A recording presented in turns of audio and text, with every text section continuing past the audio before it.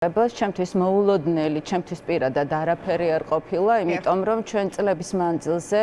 გვესმოდა ამ თემების შესახებ ვიცოდით, თუმცა მოლოდინს გადააჭარბა ყოველგვარ მოლოდინს იმას თუ რაც ვნახე ჩვენ გუშინდელ სიუჟეტში, ის თუ რა დიდძალი ქონება დაუგროვებია ქალბატონმა ყვალას, სწორედ აი მწერალთა კავშირის საბჭოთა კავშირიდან გადმოყოლილი, ასე ვთქვათ, რაც ბალანსზე იყო ქონების წყალობით და ის რაც რეალურად შემდეგ ერთგვარი სამართალ მემკვიდრე უნდა ყოფილიყო შემდეგ ახალი ორგანიზაცია თუ ეს წერალთა ახალი ერთობა ამის ყველაფრის და რეალურად უნდა მოხმარებულიყო ქართველი მწერლების საგამომცემლო საქმეს, ქართველი მწერლების რაღაც რა ვიცი შემოქმედებით აქტივობებს თუ ასე შემდეგ ეს ყველაფერი წავიდა 1 და 2 ადამიანის ჯიბეში. იცით რა მე მახსოვს 2012 წელს როდესაც უკვე გურამ მოდიშარია მოვიდა მინისტრად, შეხოთაშორის მანამდეც იყო ნიკარურუას მინისტრობის დროს ამისის რომ წერალთა სახლი კონკრეტულად ეს ისტორიული შენობა, რომელიც სარაჯიშვილმა უსახსოვრა ქართულ მწერლებს უკვე ყოფილიყო საერთო სივრცე. იქაც ვიცით რომ იქაც იყო კაბინეტები, იქაც იყო გაქირავებული ოთახები ასეთ კერძო ბიზნესებზე და საკმაოდ მიუხედავად იმისა რომ უკვე ეს ახალი ხელისუფლება ასე ვთქვათ იყო მოსული სათავეში საკმაოდ დიდი ძალისხმევა დაჭირდა მაშინდელ დირექტორს ნატაშა ლომოურს და თვითონ სამინისტროსაც რომ მაშინდელი დირექტორატისთვის წერალთა კავშირის ესე ვთქვათ ჩინოვნიკებისთვის ამ შემთხვევაში ჩინოვნიკებს ვიტყვი რადგან ისინი წარმოადგენენ ერთგვარ რა ვიცი აი სამმართველ ორგანოს რეზომიშველაძეს რომელზეც ქალბატონი მაყვალა საუბრობდა როგორ საწყლად იყო თურმე დაყრდნობილი მაგიდაზე ეს ისევ ეს კაბინეტები და ისევ აი მიტაცება ამ სივრცისაც კი არ მომხდარიყო და იქ ყოფილი შექმნილიყო საერთო თავისუფლების კუნძული როგორც შემდეგ მართლაც ეს მოხდა და აი მე მახსოვს ის რაღაცა ცოტა ძიძგილაობაც პრობლემებიც რომ ეს სახლი ჩვენია რო აქ ჩვენ არავის არ შემოუშვებთ აქ მე დიდი კაბინეტი მქონდა დიდი მაგი და მედგა აქ ბიზნესები მქონდა ეს ყველაფერი ძალიან კარგად მახსოვს და რაღაცნაირად მართლაც მოხდა რომ ეს ერთი შენობა მაინც გამოვტაცეთ მაშინ და შეიქმნა მართლაც მწერალთა სახლი რომელიც იყო ყველას თავშესაფარი უკვე თუმცა დღეს ესეც დაკარგულია უკვე და ოღონდ ახლა იქ სხვა ამბავი მიმდინარეობს ყოველ შემთხვევაში ჩვენთვის იმ მწერლებისთვის რომლებიც ახლა ბოიკოტში ვარ დაკარგული ეს რომ არაფერი გასაკვირი აქ არ არის ეს ადამიანები საერთოდ ანაქრონიზმი არის ყველანაირი კავშირები ეს საბჭოთა კავშირის გადმონაშთი კორუფციული მეთოდებით ყოველთვის ასე მართავდნენ და სამწუხაროდ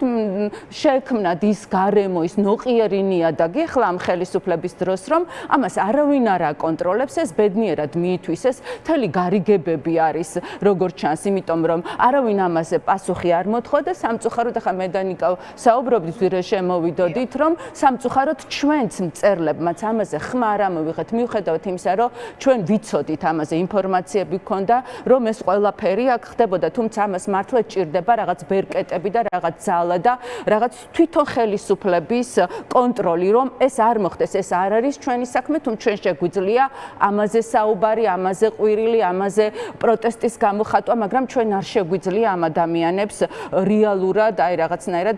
ასე ვთქვათ ის ჩვენი წართმეული ქონება დავაბრუნებინოთ. აი შენობებს რაღაცა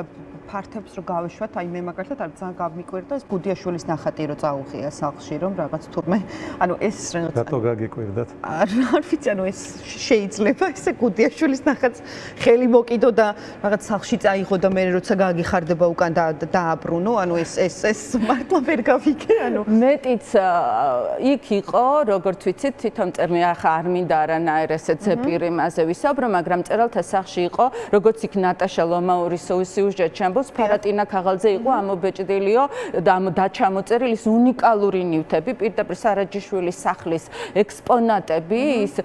ძვირფასი აუთენტური იქედან შემორჩენილი მოკლედ ძალიან მნიშვნელოვანი ავეჯი თუ ასე შემდეგ რომელიც არ ვიცი ასევე ალბათ სადღაც მიმოიფანტა, გაქრა ვიღაცის სახლში, ამაზე ხომ კონტროლი არ არის. ანუ ეს ხელოვნების ნიმუშები თუ ის ძალიან მნიშვნელოვანი და ძვირფასი ნივთები, ასევე ძალიან საინტერესოა დღეს სად არის, ვინ აკონტროლა, ვინ აღრიცხა, საერთოდ რა მოხდა და ყველაზე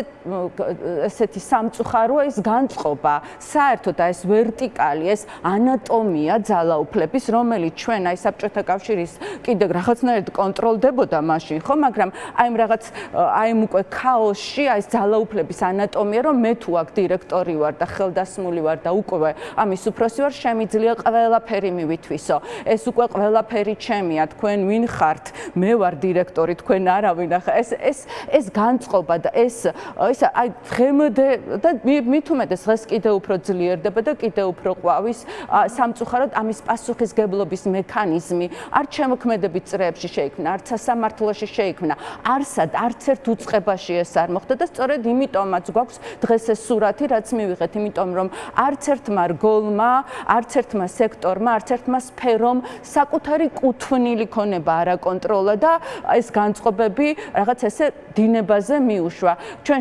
შევუქმნით ერთგვარი ბუდე იქა, რომ ხო, ჩვენ განვერიდეთ ამ შემთხვევაში ახალი თაობა, წამოვედით ცალკე მწერალთა სახლში, თუ ჩვენ საგამომცემლო რაღაც სფეროებში ვწერდით, გამოვცემდით, მაგრამ ისე დავტოვეთ, ისე რომ არ გავქეკეთ, ასე ვთქვათ, რა ძალიან ცუდია.